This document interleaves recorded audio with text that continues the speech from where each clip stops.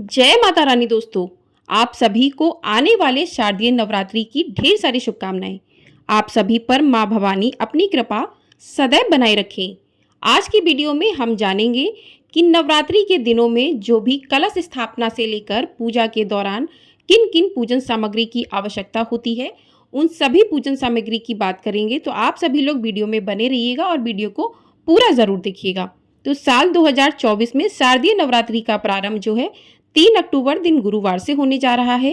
तो नवरात्रि के पहले दिन कलश स्थापना की जाती है और उसके बाद नव दुर्गा की पूजा आरंभ होती है, जो कि पूरे 9 दिन चलती है।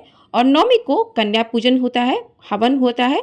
तो इन सभी के बीच जो भी पूजन सामग्री की आवश्यकता होती है, उन सभी पूजन सामग्री की बात करेंगे, ताकि आप एक बार में सारी पूजन सामग्री खरीद कर ले आएँ और आपको बीच में कोई भी कष्ट ना हो। उसके बाद नव दुर्गा की पूजा प्रारंभ होती है। पहले दिन दुर्गा के पहले स्वरूप मां शैलपुत्री की पूजा की जाती है। तो इस साल आपको शारदीय नवरात्रि का व्रत रखकर माता दुर्गा की पूजा करनी है, तो आपको पूजन सामग्री के बारे में जानकारी होनी चाहिए। कलश स्थापना से पहले आपको पूजा सामग्री की व्यवस्था करनी होती है, ताकि प्रतिपदा के दिन स्थापना के समय किसी भी चीज की कमी ना रह जाए। तो एक एक करके सारी सामग्री को जो है जान लेते हैं कि कौन कौन सी सामग्री है जिनका आपको आवश्यकता होगी, जो आपको खरीद कर रख लेनी चाहिए, ताकि आपको बार बार चीजों की कमी ना हो और कष्ट भी ना हो। कहते हैं कि नवरात्रि के दिनों में, इन शारदीय नवरात्रि पर जो भी भक्त माँ के व्रत करते हैं, माँ के अलग अलग रूपों का पूजन करते हैं, तो माँ भवानी अपनी कृपा भक्तों पर सदैव ही बनाए रखती हैं। तो आइए अब जान लेते हैं कि किन किन चीज़ों की आवश्यकता होगी। तो आपको एक चौकी लेनी है, लकड़ी की आप चौकी ले सकते हैं। आप चाहें तो 2 चौकी भी ले सकते हैं, एक आप नवग्रह की स्थापना के लिए और दूसरी माँ की स्थापना के लिए। यदि आप बड़ी चौकी लेना चाहें तो बड़ी चौकी ले सकते हैं। उसके बाद आपको चौकी पर बिछाने के लिए लाल या पीले रंग के वस्त्र की आवश्यकता होगी, तो आप वो ले लीजिए। अपने चौकी जितनी बड़ी आपकी चौकी है उतना बड़ा आप वस्त्र जो है ले लीजिए। उसके बाद माता रानी की प्रतिमा, मूर्ति अगर आपके घर में है तो आप उसे ले लीजिए, अगर नहीं है तो आप बाजार से भी ला सकते हैं।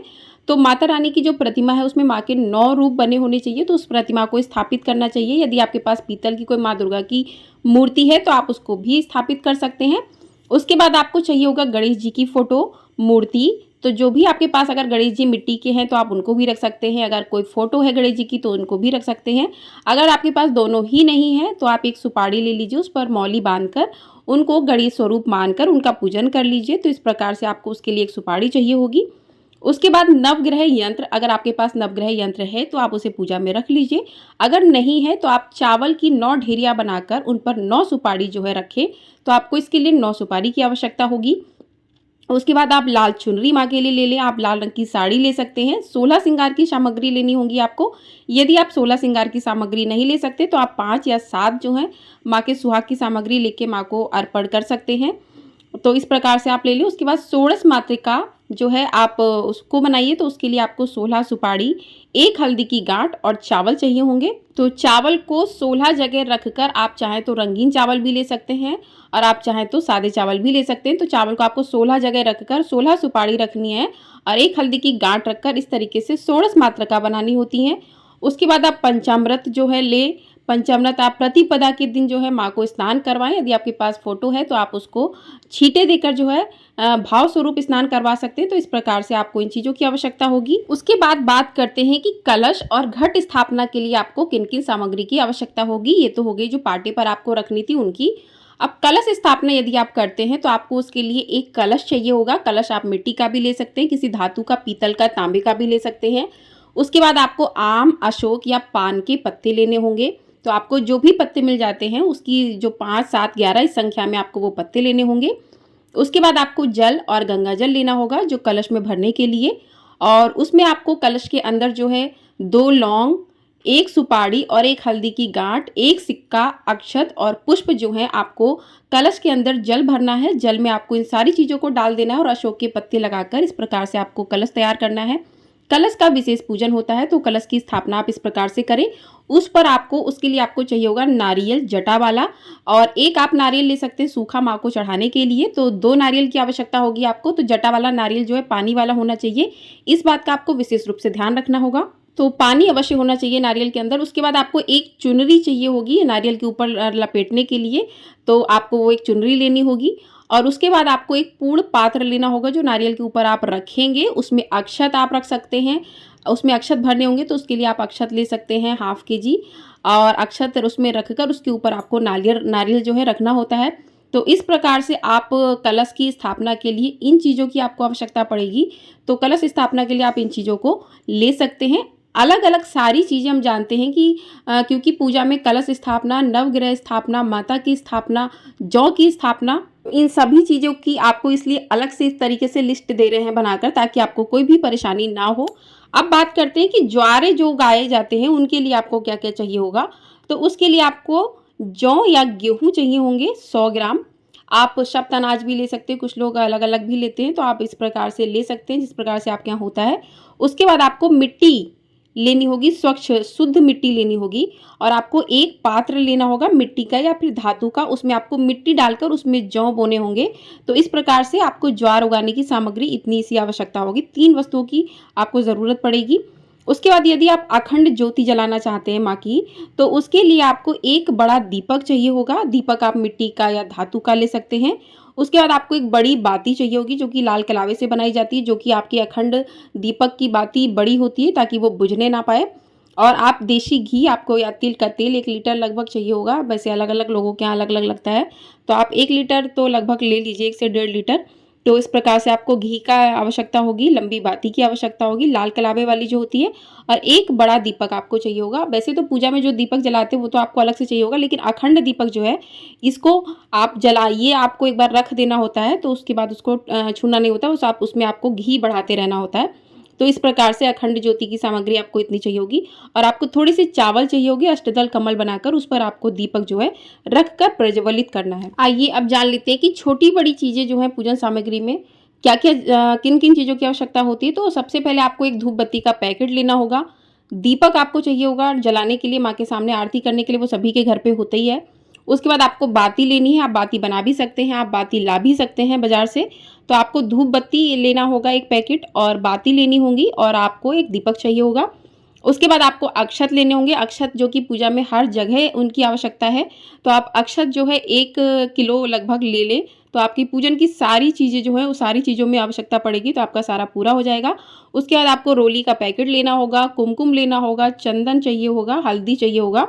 तो इन सभी चीज़ों का हल्दी आपको षोडश मात्रा के लिए चाहिए होगा, कलश के अंदर डालने के लिए चाहिए होगा, तो हल्दी आपको लेनी है। तो यहाँ पर आपको पूजन सामग्री छोटी-छोटी जो है वो भी एक तरीके से आपको लिस्ट दे रहे हैं ताकि आपको आसानी रहे।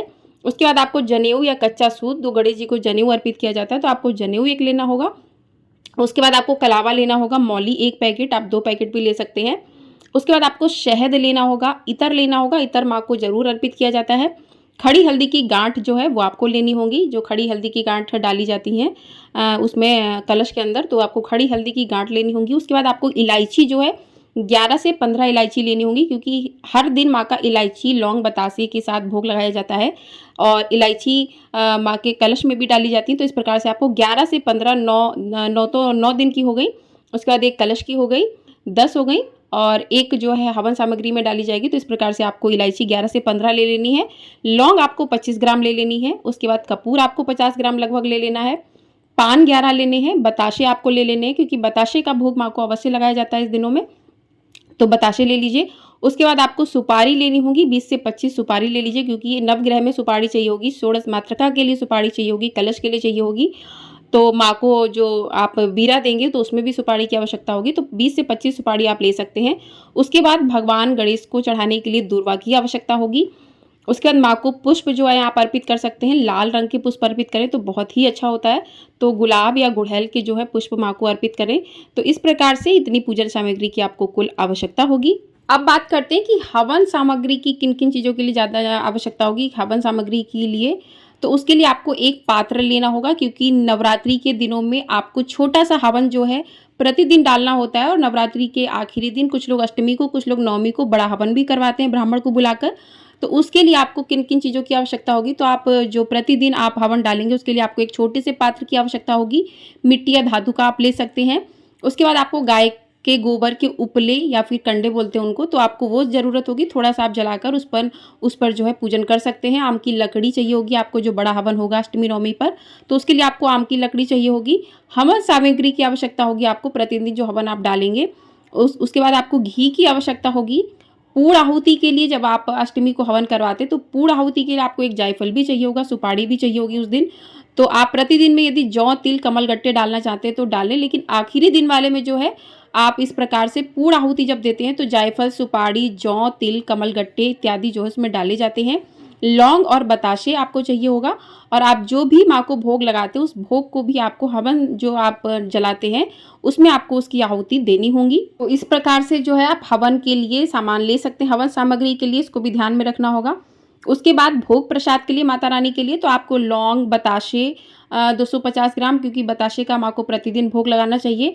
पंच मेवा आप ले सकते हैं 100 ग्राम तक, 5 तरीके की मेवा उनका भोग लगाइए। मिश्री, मिठाई नवरात्रि के हिसाब से आप अलग अलग जो है अलग अलग दिन में माँ का अलग अलग भोग लगाया जाता है, तो उसके हिसाब से भी आप अलग अलग ले सकते हैं।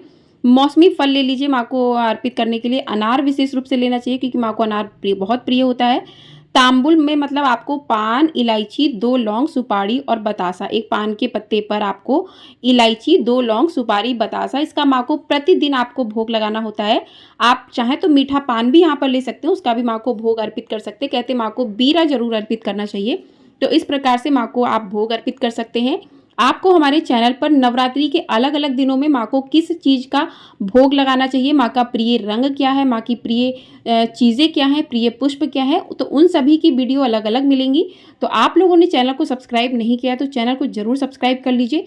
सारी वीडियो प्रतिदिन की कथाएं भी सुनाई जाएंगी, साथ ही दुर्गा सप्तशती का पाठ भी सुनाया जाएगा। तो आप चैनल पर अगर पहली बार आए हैं तो चैनल को सब्सक्राइब जरूर कर दीजिएगा और ढेर सारा अपना प्यार अवश्य दीजिएगा। और साथ ही आप इस दिन जो है दुर्गा चालीसा, दुर्गा के 9 अलग अलग रूपों की कथाओं की पुस्तक ले सकते हैं, दुर्गा सप्तशती के पाठ की पुस्तक ले सकते हैं।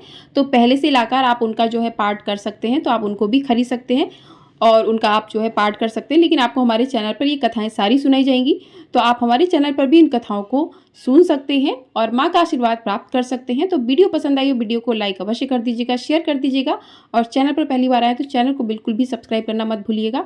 आपको आने वाले सभी व्रत त्योहारों की जानकारी दी जाएगी और पूजा विधि किस प्रकार से आपको पूजा करनी चाहिए, नवरात्रि की कलश स्थापना किस प्रकार से करनी चाहिए, वो भी वीडियो अपलोड हो जाएगी।